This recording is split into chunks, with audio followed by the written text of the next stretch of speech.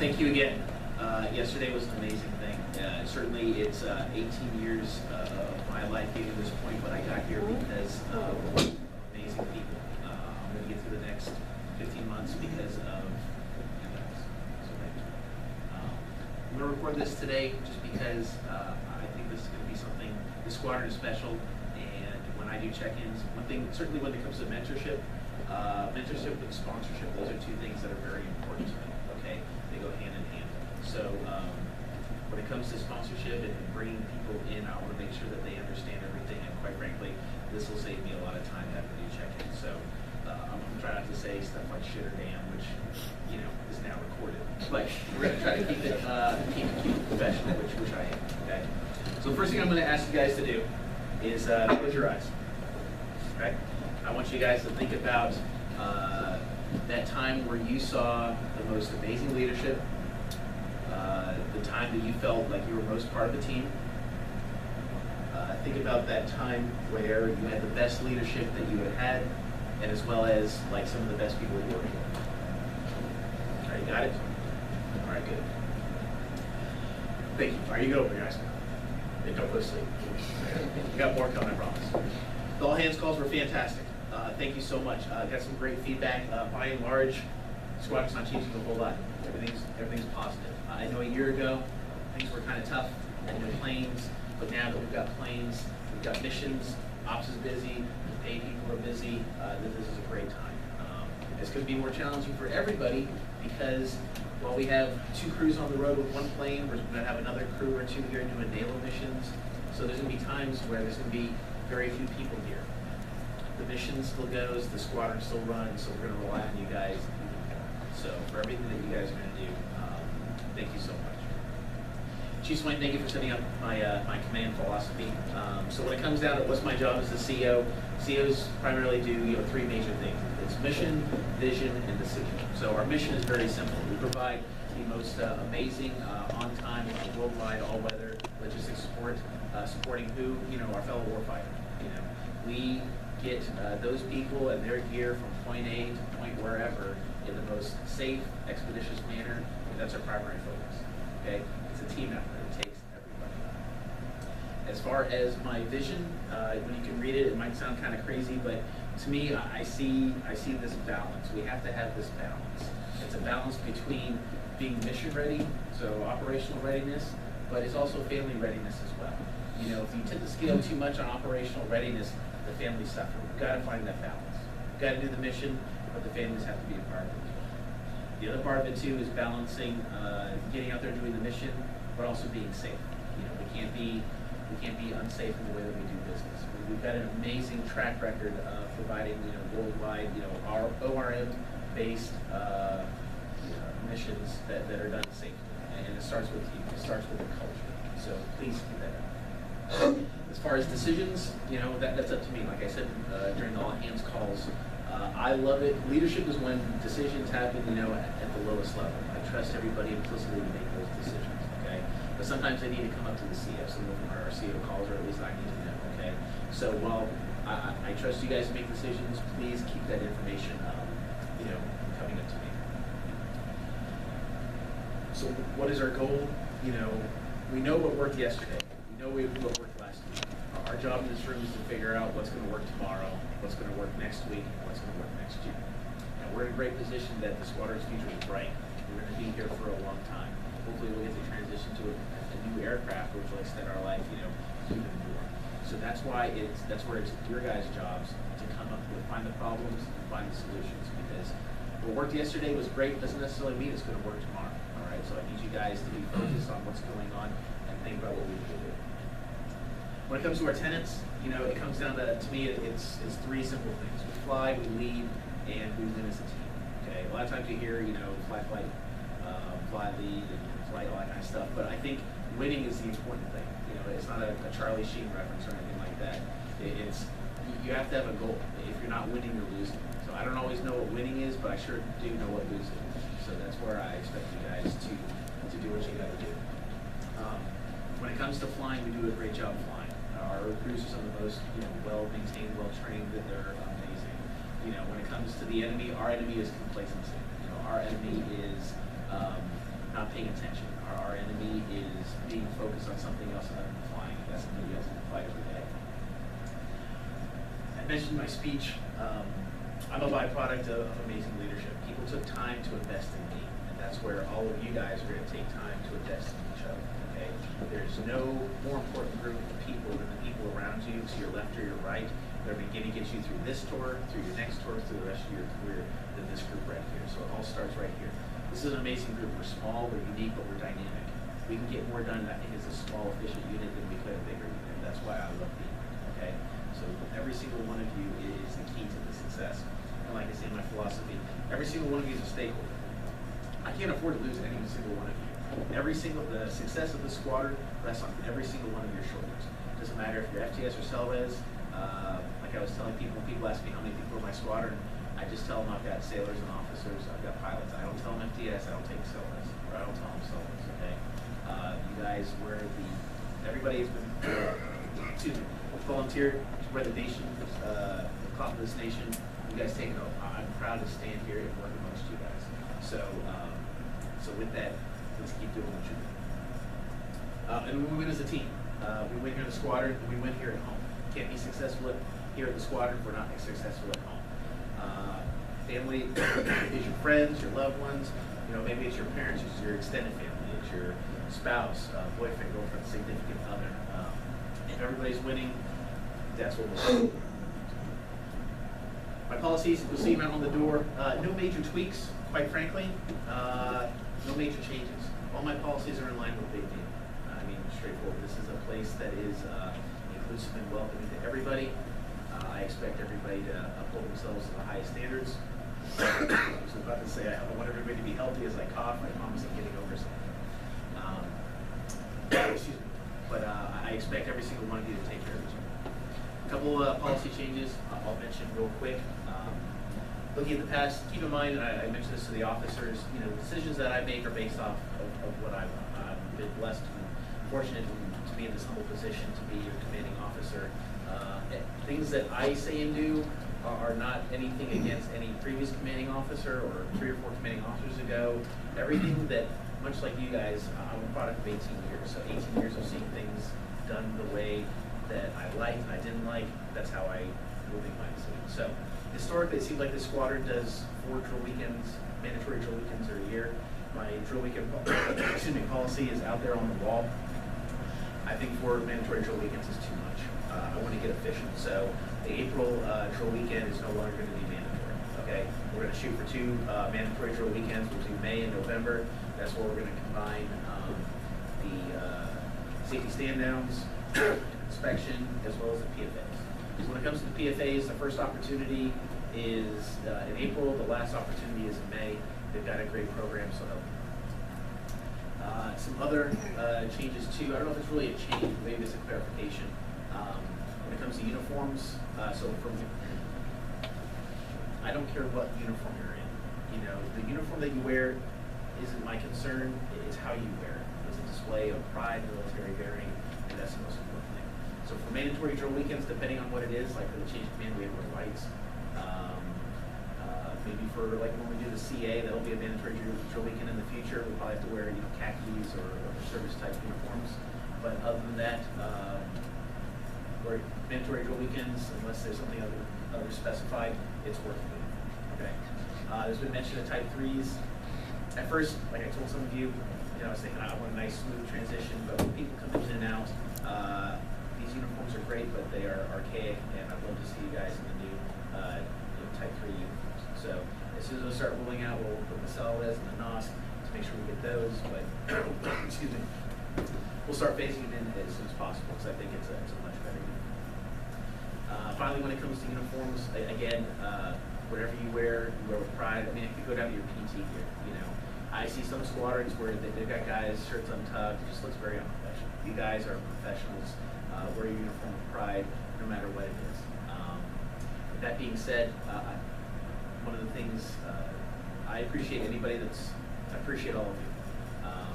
When it comes to the E6 and below, or the enlisted, if you guys have a set of gold wings, I expect to see what guys in flight suits every single day. Okay, you guys have earned that, so wear it. makes choices. That's what's great about where we're at right now. Everybody makes personal choices. So you guys became aviators, you guys are wearing flight suits, so I expect to see you guys in flight suits during the week, okay? Or you can wear those if you want, or whatever you guys want, but that's that. A couple of philosophy things that I think have certainly guided me. One of them, somebody told me, is find the yes in a sea of no. So sometimes it's super easy to just say no real quick, or it's like, hey, that's going to be too tough. It's just really easy to say no. Find the yes. You know, sometimes there's usually a way.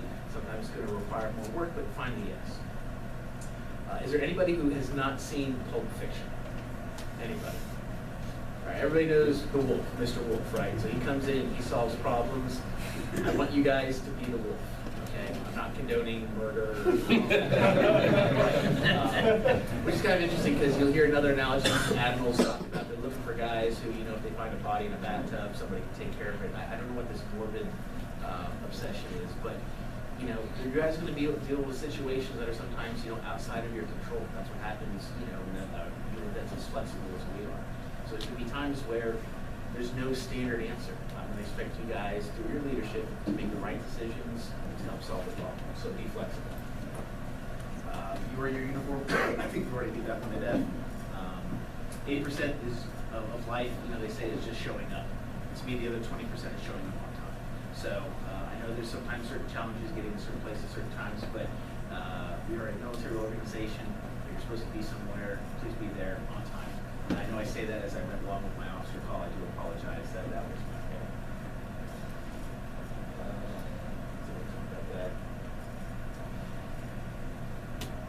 We're in a unique situation where all of us can educate, collaborate, and communicate with each other to make each other better.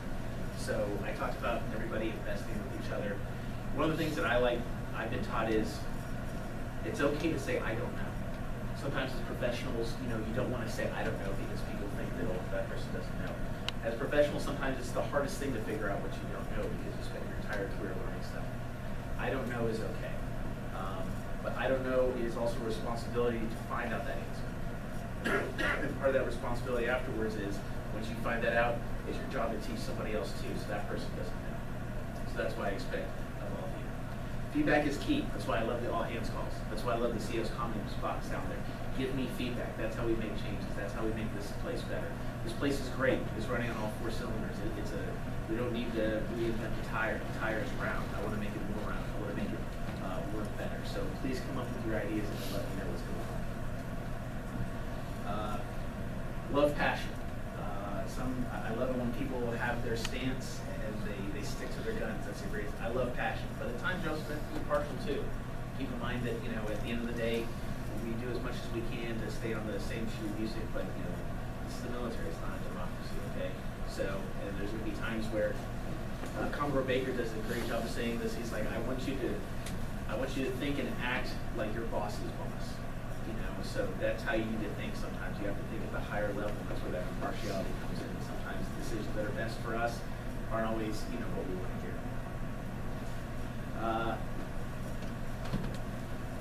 This might sound kind of crazy in the military, but I want you guys to dream big. You know, your concerns are my concerns. Your dreams and aspirations are my dreams and aspirations. I wouldn't have gotten here in this position if my bosses hadn't listened to me and got to hear, you know, what I wanted to do in life. Okay, so help me, help you, help each other, you know, move forward. It's an amazing thing when everybody can help out each other and do what they need to do. But I don't want you to chase your dreams, and that's something that I learned from a long time ago. Chasing your dreams is a waste of time. Okay, don't chase your dreams. Chasing something doesn't get you anywhere. So dream big.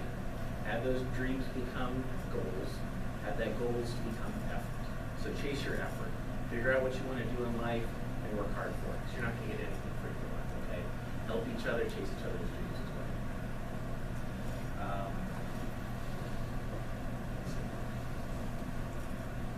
My first skipper, not my first skipper, but skipper then in my first tour skipper fight, he was an awesome skipper. He basically said, you know, if you want to change things, you have no room to complain if you're not going to be a problem solver. Okay? So if you guys have issues, stick around. That's why I'm here, because I knew someday I wanted to be in a position where I wanted to affect change. I wanted to help people. I love my job. I got the best job in the world. Being your XO for 18 months was great, but being your CO for the next 15 months is going to be even better, okay? 05 Command, I think, is an amazing thing. It's certainly a privilege to stand in front of all of you and be your commanding officer. Okay? And I mean that from the bottom of my heart. I expect a lot of you. So a lot of what I've done is based on my personal experiences. In part of my vision also, so our motto is physically tough, mentally tougher, and morally and ethically invincible. We set the standard in and out of uniform. Okay, plain and simple. I don't want you guys working out 3 or 4 times a week. I expect you guys to be working out 3 or 4 times a week. I want you guys. I keep coughing when I say the word healthy. I want you guys to be healthy. I want you guys to take care of yourself. I told one of the groups. It was 2007. I was living in Southern California at the time. Life was good, working out just so I looked good at the beach from Southern California down to Malibu.